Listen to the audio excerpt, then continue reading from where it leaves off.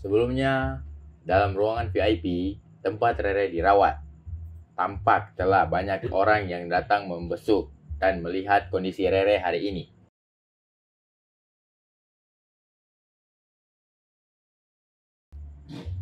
Kedua orang tua Rere dan beberapa kawanan Rere maupun Vino telah berdiri berkumpul melihat ke Rere yang telah saat ini sudah bisa duduk, mengobrol tentang kejadian kemarin, dan semuanya telah dijawab oleh Rere sebelumnya. Namun tanpa mereka sadari, sesekali Rere melihat ke arah pintu, berharap seseorang yang sejak pagi tadi mengganggu pikirannya muncul dari pintu. Bukan Vino yang telah menjadi tunangannya, melainkan pria yang semalam telah membuat hatinya berbunga-bunga. Beberapa kali, di tengah-tengah candaan para rombongan, dan sesekali melirik ke ponselnya yang tergeletak di sampingnya, mengharapkan pria itu menghubunginya. Karena sejak tadi, Rere mencoba menghubungi nomor ponsel pria itu yang sebelumnya ia save pada saat bersamaan kejadian malam itu. Di pinggir pantai dengan kasar ia mengusir pria itu dari mobilnya. Dialah Eka yang saat ini begitu dirindukan sosoknya. Beberapa kali tampak Rere menghela nafas. Telah lewat berjalan jam penantiannya. Namun sosok yang dinanti tak kunjung hadir. Sejujurnya, Rere tak peduli jika Eka tiba-tiba datang di tengah-tengah keramaian para keluarga dan kawanannya. Bahkan ia telah berencana untuk bercerita di hadapan semua yang hadir. Rere pun tak peduli dengan status Eka yang hanya seorang cleaning service. Sama sekali gadis itu tak pernah malu, tak pernah menyesal telah menyayangi pria itu, karena dia bahagia bersamanya. Bahagia ketika pria itu dengan lugunya mencuri pandangan kepadanya. Dengan wajah lucunya menatap Rere malu-malu. Senyuman pria itu sesak sekali.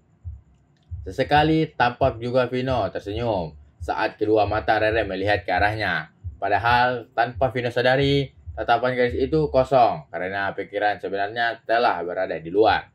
Berada pada satu titik. Eka. Bersamaan, bibir gadis itu bergerak menyebut tiga kata itu. Tiga kata nama dari pria itu. Yarin, kata dokter. Besok kakak udah bisa pulang. Kata Karin membuat Rere menghela nafas lega. Alhamdulillah, tapi kakak harus banyak istirahat. Betul sayang, kini sang ibu menimpali. Lalu duduk di samping Rere yang masih setengah berbaring di atas.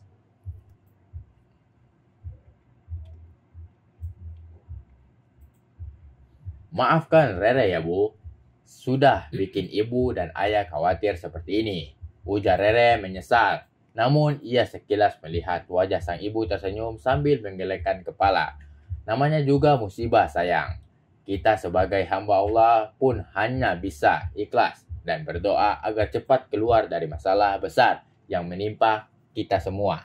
Jawab sang ibu. Saat di tengah-tengah, semua orang langsung menoleh ke arah pria itu.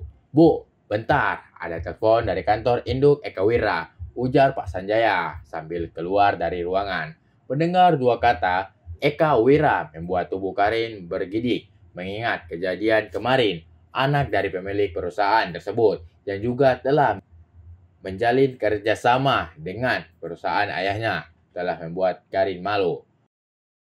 Meninggalkan dengan cuek kafe itu setelah membuat onar ke mereka.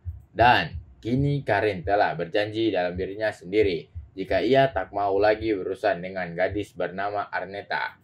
Membayangkan senyuman dan tatapan tajam dari Neta saat itu makin membuat tubuh Karin bergidik ketakutan. Kamu kenapa, Rin? Rere bertanya setelah menyadari. Oh, saat mereka sedang mengobrol, tampak Pak Sanjaya telah masuk kembali ke ruangan, berjalan mendekati. Kenapa ya? Tanya Bu Sanjaya. Maafkan ayah, Re.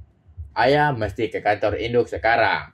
Karena kebetulan sedang diadakan meeting dadakan yang dipimpin langsung Pak Arkana.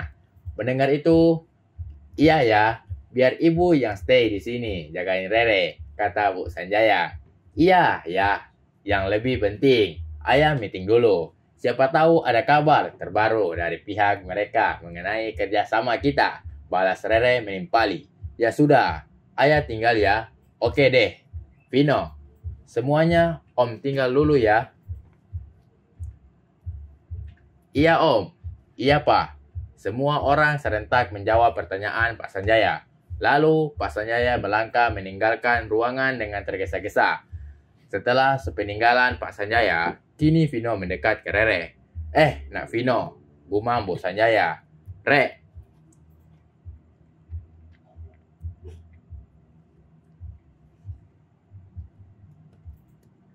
Ya Vin, gumam Rere membalasnya. Aku sama anak-anak juga udah waktunya balik ke kantor. Kamu nggak apa-apa kalau aku tinggal? Tanya Vino. Dan dijawab gelengkan kepala oleh gadis itu. Iya Vin, ada ibu kok yang jagain. Balas Rere. Ya sudah kalau gitu. Aku pergi dulu ya. Bu Re, kata Vino sesaat. Kalau kamu Rin masih di sini. Tanpa Karin berpikir sesaat. Kemudian menoleh ke sang ibu memasang wajah memohon. Sang ibu dan juga Rere telah mengetahui tabiat gadis itu yang tak akan pernah betah berlama-lama menjaga orang sakit. Maka ibunya dan juga Rere bersama-sama tersenyum. Kamu pulang saja nak, kata sang ibu. Iya Rin, biar ibu saja yang jagain kakak, senyum Karin. Ya sudah, kalau gitu Karin balik dulu ya Bu. Iya, hati-hati nyetirnya. Oke bos, balas Karin. Bu Re, kami permisi dulu. Iya Vin, hati-hati. Tan, Re, kami duluan ya. Kini kawanan Vino pun ikut berpamitan kepada Rere dan juga sang ibu.